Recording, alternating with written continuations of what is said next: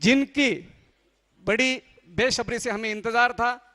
पूरे व्यापारीगण यहाँ पे मौजूद है, राष्ट्रीय कार्यकारिणी यहाँ पर मौजूद है, और जिनके उपस्थिति में इतना बड़ा समारोह हम लोगों ने सफल किया।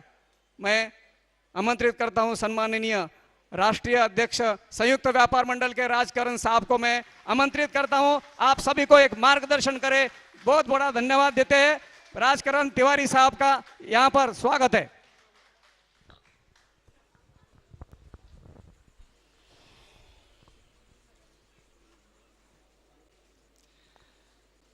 सर्वप्रथम मुंबई व महाराष्ट्र व्यापारी बंधूंना साष्टांग दंडवत। मी मुंबई नागरिक गेले 20 वर्षीपूर्वी माझा व्यवसाय व कॅरियर यांची सुरुवात केली, म्हणून मुंबई व महाराष्ट्र भूमीचे माझ्यावर उपकार आहेत। सबसे पहले मैं यहाँ पर आए हुए अपने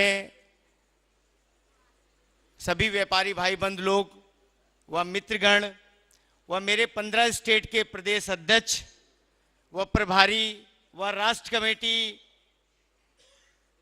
व मेरे 35 जिले के जिला अध्यक्ष जो आज महाराष्ट्र के यहाँ आए हुए हैं। ये प्रोग्राम 4:30 बजे से शुरू होना था, लेकिन होते होते 6:30 बज गया, जो अभी 9 बज गए रात के। किसी को नासिक, किसी को पुणे कहीं निकलना था।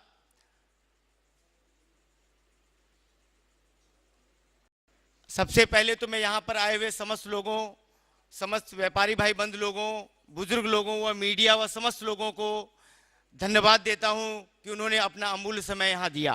उसके लिए मैं तहे दिल से उनको धन्यवाद देता हूँ।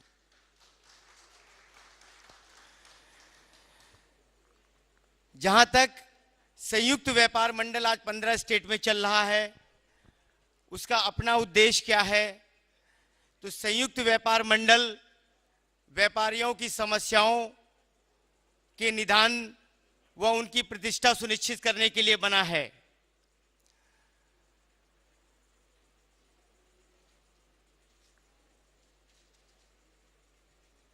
आज संयुक्त व्यापार मंडल को सन 2001 में जब हमने रजिस्ट्रेशन किया था, तो हमें याद है कि हम 5 आदमी को लेकर संघर्ष चालू किए थे।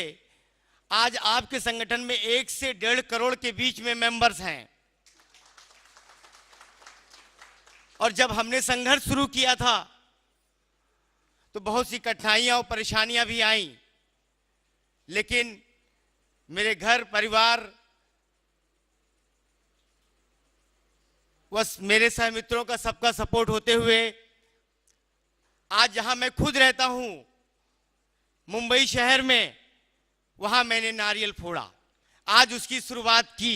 गणेश भगवान का आज दिन है, संकट चतुर्थी है, और उसके लिए सबसे पहले तो मैं धन्यवाद देता हूं मेरे महाराष्ट्र प्रदेश अध्यक्ष सुरेंद्र रामचंद्र भूयर जी का, कि जिन्होंने 17 नवंबर को लखनऊ में रहते हुए वहीं से मुझे मूवमेंट दिया, यहां पर फोन करके कि हम ऑलरेडी मूवमेंट करने जा रहे हैं। इसमें सबसे ज्यादा अगर मैं धन्यवाद दूं तो माननीय हमारे श्री शिवाजी चोगले साहब, जो हमारे साथ 2-3 दौड़े में गए, माननीय श्री एसीपी आनंद भावलकर साहब, ये सब लोग हमारे साथ 2 ही 3 दौड़े में गए हैं। मेरे ख्याल से उत्तर प्रदेश में एक दौड़ा पड़ा है और एक दौड़ा शायद हिमाचल प्रदेश में पड़ा है, एक दौड़ा शायद दिल्ली में भी पड़ा था। संयुक्त व्यापार मंडल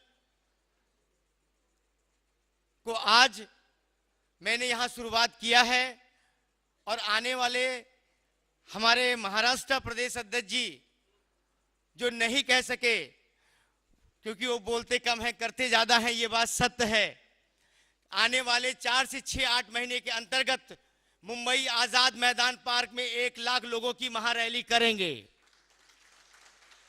आज इसकी घोषणा हम अपने माननीय प्रदेश अध्यक्ष जी की तरफ से करते हैं, और अपने सारे प्रदेश अध्यक्षों की तरफ से एक बात हम ये कहते हैं कि जहां उनका पसीना बहेगा वहां राजकरण तिवारी का खून बहेगा। ये बिल्कुल सच्चाई है।